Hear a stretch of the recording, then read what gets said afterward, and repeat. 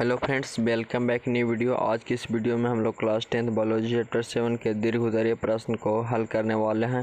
तो चलते हैं, वीडियो को स्टार्ट करते हैं। वीडियो को लास्ट तक देखें ताकि आपको सभी क्वेश्चन का आंसर मिले।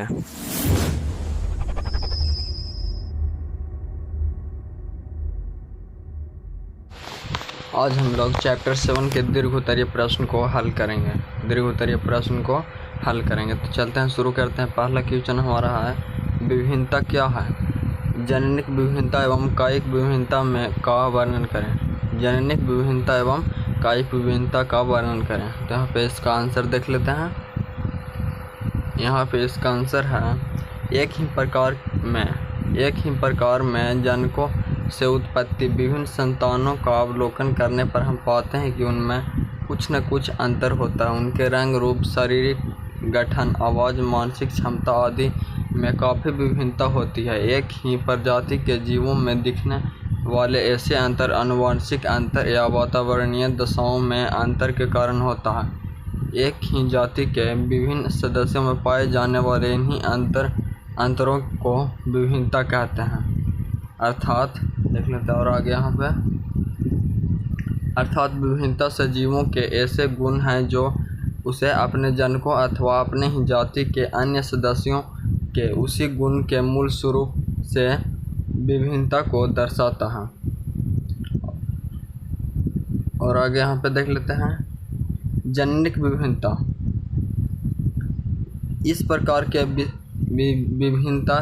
इस प्रकार की विशेषता जनन कोशिका में होने वाले परिवर्तनों के कारण होता है। ऐसी विभिन्नता एक पीढ़ी से दूसरे पीढ़ी में वंशागत होती है। इसे आनुवंशिक विभिन्नता भी कहते हैं। ऐसी विभिन्नता में कुछ जन्म के समय से प्रकट हो जाते हैं, जैसे आँख एवं बालों का रंग, शारीरिक गठन, लंबाई में परिवर्तन आदि जन्म के बाद विभिन्नताएं आते हैं। और आगे क्वेश्चन देख लेते हैं। आगे इसी में भी और बताया गया है, कायिक विभिन्नता। ऐसी विभिन्नता कई कारणों से होती है, जैसे जलवायु एवं वातावरण का प्रभाव, पोषण के प्रकार, परिवेशीय जीवों के साथ परस्पर व्यवहार आदि से ऐसे विभिन्नता आ सकती है। ऐसे विभिन्नता क्रोमोसोम या जीव परिवर्तन के कारण नहीं होती, अतः ये पीढ़ी दर पीढ़ी वंशागत नहीं होती। ऐसी विभिन्नता अर्जित होती है। इस विभिन्नता का जैव विकास में कोई महत्व नहीं है। अगला क्वेश्चन हमारा दूसरा नंबर क्वेश्चन यहाँ पे बोल रहा है, मेटल द्वारा मटर पर किए गए संस्करण के प्रयोग तथा निष्कर्ष का वर्णन करें। तो यहाँ पे इसका आंसर देख लेते हैं। ग्रेजर जॉन मेडल को आनुवंशिकी का पिता कहा जाता है। यहाँ पे पिता होगा। मटर के पौधे पर किए गए अपने प्रयोग के निष्कर्षों को उन्होंने 1966 में annual proceeding of the nature society of burn में प्रकाशित किया। इसने मटर जैसे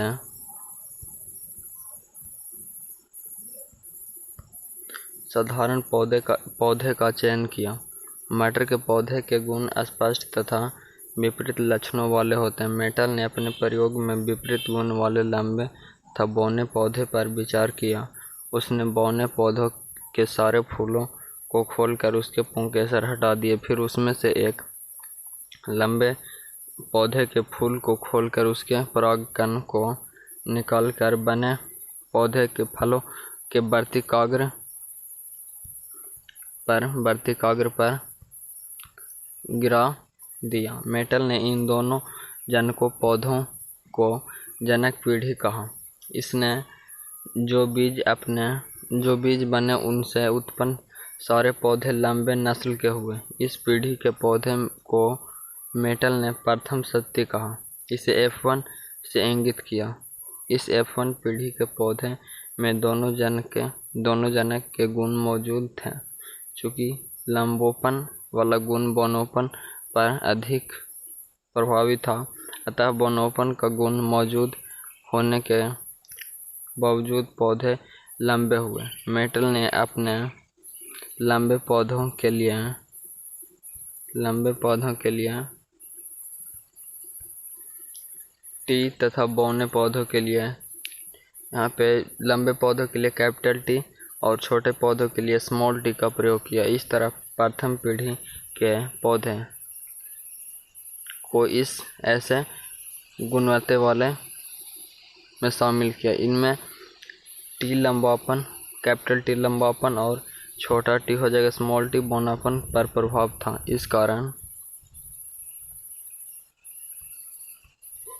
F1 पीढ़ी यानी प्रथम पीढ़ी के सभी पौधे लंबे हुए। चूँकि दोनों जनक पौधे शुद्ध रूप से लंबे तथा बौने थे, इसलिए शुद्ध लंबे पौधों को टीटी तथा शुद्ध बौने पौधों को लंबे पौधों को शुद्ध लंबे पौधों को कैपिटल टी और शुद्ध बौने पौधों को स्मॉल टी से सूचित किया। F1 पीढ़ी के पौधे में दोनों गुण मौजूद थे, इस कारण उन्हें संकर नस्ल कहा गया।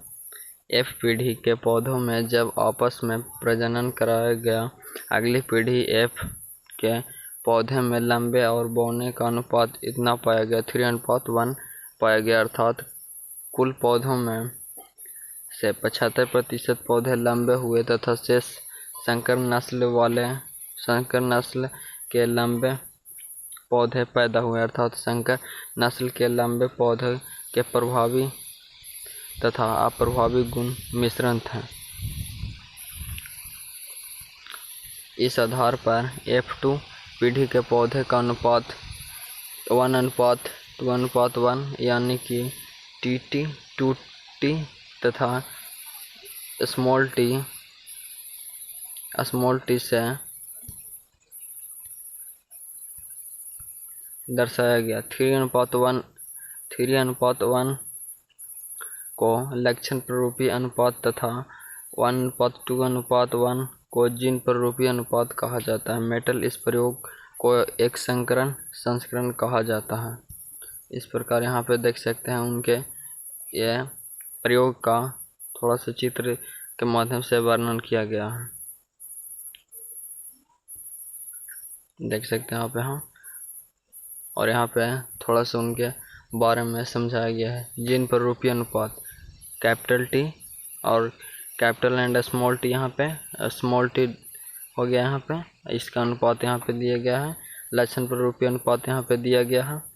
यहाँ पे अगर पूछ देगा ऑब्जेक्टिव क्वेश्चन में कि मेटल का जीन प्ररूपी अनुपात क्या है, तो यहाँ पे इस अनुपात को लिखना होगा। यहाँ पे लक्षण प्ररूपी अनुपात, तो यहाँ पे ये हो जाएगा 3:1। अगले क्वेश्चन, तीसरा नंबर क्वेश्चन देख लेते हैं। तीसरा नंबर क्वेश्चन यहाँ पर मनुष्य में लिंग निर्धारण की विधि का वर्णन करें। इसका आंसर देख लेते हैं। हम जानते हैं कि लैंगिक प्रजनन में नर युग्मक तथा मादा युग्मक का संयोग से युग्मजनन के निर्माण होता है, जो विकसित होकर अपने जनकों जैसा नर या मादा जीव बन जाता है। मनुष्य एक जटिल प्राणी है। इसमें लिंग निर्धारण की क्रिया को समझने के लिए क्रोमोसोम का अध्ययन करना पड़ता है। तो यहाँ पे देख लेते हैं। मनुष्य में 23 जोड़े क्रोमोसोम होते हैं। इनमें से 22 जोड़े क्रोमोसोम एक ही प्रकार के होते हैं, जिसे ऑटोसोम कहते हैं। 23वां जोड़ा विभिन्न आकार का होता है, जिसे लिंक क्रोमोसोम कहते हैं। ये 2 प्रकार के होते हैं, एक्स और वाई। एक्स क्रोमोसोम अपेक्षाकृत बहुत छोटा होता है, वाई से एक्स जो होता है छोटा होता है। नर में एक्स और वाई क्रोमोसोम मौजूद होते हैं, पर मादा में एक वाई क्रोमोसोम मौजूद नहीं होता है। यहाँ पे ये एक्स और वाई क्रोमोसोम XY क्रोमोसोम ही मनुष्य में लिंग निर्धारण के लिए उत्तरदायित्व होते हैं। यहाँ पे इस चित्र के माध्यम से देख सकते हैं। पुरुष में यहाँ पे एक्स और वाई दोनों क्रोमोसोम होते हैं। यहाँ पे स्त्री में सिर्फ एक्स होता है यहाँ पे। और आगे देख लेते हैं। यहाँ पे युग्मकों के निर्माण के समय एक्स और वाई अलग अलग युग्मक में चले जाते हैं, अतः नर में एक्स और वाई दोनों प्रकार के युग्मक बनते हैं, पर मादा में केवल एक्स क्रोमोसोम के युग्मक बनते हैं। इस युग्मक को निषेचन के फलस्वरूप नर एवं मादा बनते हैं। जिस प्रकार के युग्मक बनते हैं पर मादा में केवल एक्स क्रोमोसोम के युग्मक ही बनते हैं। इस युग्मक के निषेचन के फलस्वरूप नर एवं मादा बनते हैं। जिस युग्मजनन में एक्स वाई दोनों क्रोमोसोम पहुंचते हैं वह नर बन जाता है, और जिसमें दोनों लिंग क्रोमोसोम एक्स पहुंचते हैं वह मादा बन जाता है। लिंग निर्धारण के लिए इस मत को हेटेरोगैमेसिस का सिद्धांत कहते हैं। इस क्वेश्चन के माध्यम से आप जान गए होंगे कि लिंग निर्धारण किस प्रकार होता है। इस लिंग निर्धारण में स्त्री से ज़्यादा पुरुष उत्तरदायित्व होते हैं। अगला क्वेश्चन हमारा 4 नंबर क्वेश्चन यहाँ पे है, जैव विकास क्या है? लामार्कवाद का वर्णन करें। तो इसका आंसर यहाँ पे देख लेते हैं। पृथ्वी पर वर्तमान जटिल प्राणियों का विकास प्रारंभ में पाए जाने वाले सरल प्राणियों की परिस्थिति और वातावरण के अनुसार होने वाले परिवर्तन के कारण हुआ। सजीव जगत में होने वाले इस परिवर्तन को और आगे यहाँ पे देख लेते हैं। लामार्क फ्रांस के प्रसिद्ध वैज्ञानिक था। इसने सर्वप्रथम 1809 में जैव विकास के अपने विचारों की अपनी पुस्तक फिलासफिक जूलॉजिक में प्रकाशित किया। लामार्क के सिद्धांत को उपार्जित लक्षणों का वंशागति सिद्धांत कहते हैं। लामार्क के अनुसार जीवों का संरचना कायिक उनके व्यवहार पर वातावरण के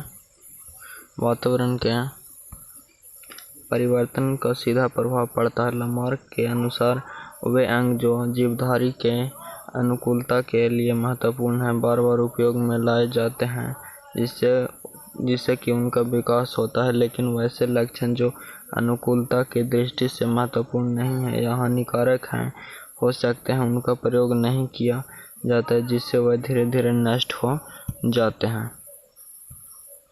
और यहाँ पे आगे देख लेते हैं। लामार्क की यह अवधारणा थी कि परिवर्तन वातावरण के कारण जीवों के अंग का उपयोग अधिक या कम होता है। जिन अंगों का उपयोग अधिक होता है वे अधिक विकसित हो जाते हैं, जिनका उपयोग नहीं होता वो धीरे धीरे ह्रास हो जाते हैं, यानी कि खत्म हो जाते हैं। यह परिवर्तन वातावरण अथवा जंतुओं के उपयोग पर निर्भर करता है। इस कारण जंतुओं के शरीर में जो परिवर्तन होता है उसे उपार्जित लक्षण कहा जाता है। ये लक्षण वंशागत होते हैं, अर्थात एक पीढ़ी से दूसरे पीढ़ी में प्रजनन के द्वारा चले जाते हैं। इसे लगातार होने से कुछ पीढ़ियों के पश्चात उनकी शारीरिक रचना बदल जाती है तथा एक नए प्रजाति का विकास होता है। हालांकि लामार्क के सिद्धांत का कई वैज्ञानिक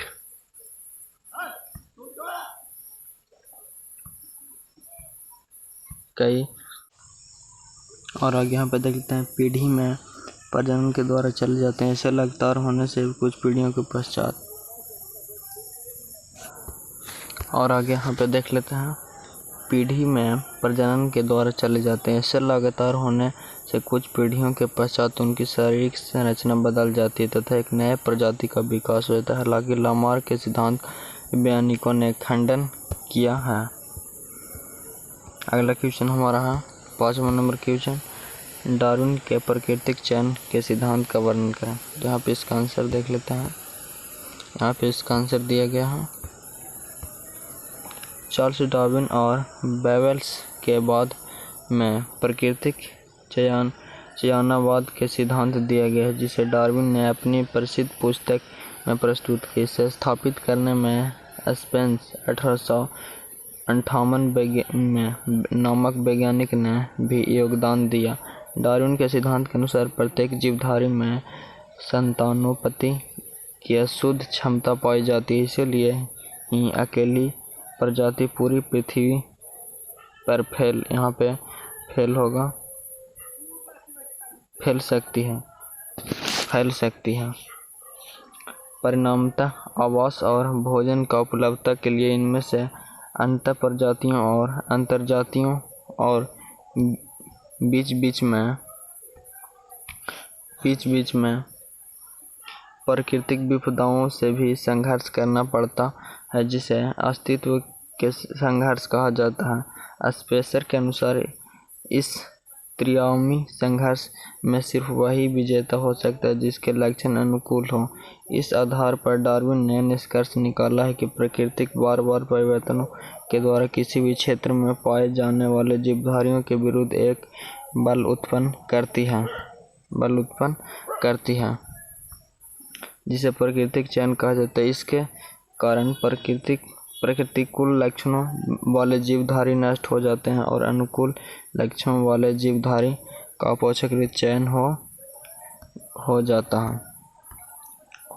यह सिद्धांत वास्तव में चावल चुनने के बदले कंकड़ चुनने की क्रिया है, लेकिन प्रतिकूल लक्षण वाले जीवधारी तुरंत मर जाते हैं ऐसे बात नहीं है। वास्तव में धीरे धीरे उनका प्रजनन दर घटता है और मृत्यु दर बढ़ता है, जिससे कि सैकड़ों वर्षों में ये लुप्त हो जाते हैं। डार्विन का आनुवंशिकी के कारणों का पता नहीं था, इसलिए वे वास्तव में यह नहीं बता सकते थे कि लक्षण धीरे धीरे क्यों बदलते हैं, लेकिन उन्होंने विभिन्नता की पहचान और नई प्रजातियों की उत्पत्ति का ठीक प्रकाश डाला। और यहाँ पे अगला क्वेश्चन 6 नंबर क्वेश्चन देख लेते हैं। आनुवंशिक विभिन्नता के स्रोतों का वर्णन करें। तो फिर इसका आंसर होगा जीवों में आनुवंशिक विभिन्नता। अगला क्वेश्चन हमारा 6 नंबर क्वेश्चन, आनुवंशिक विभिन्नता के स्रोतों का वर्णन करें। जीवों में आनुवंशिक विभिन्नता उत्पन्न उपरती परिवर्तन के कारण होता है तथा नई जाति के विकास में इसका योगदान हो सकता है। क्रोमोसोम पर स्थित जीन की संरचना पर स्थित परिवर्तन की उत्पत्ति का कारण है।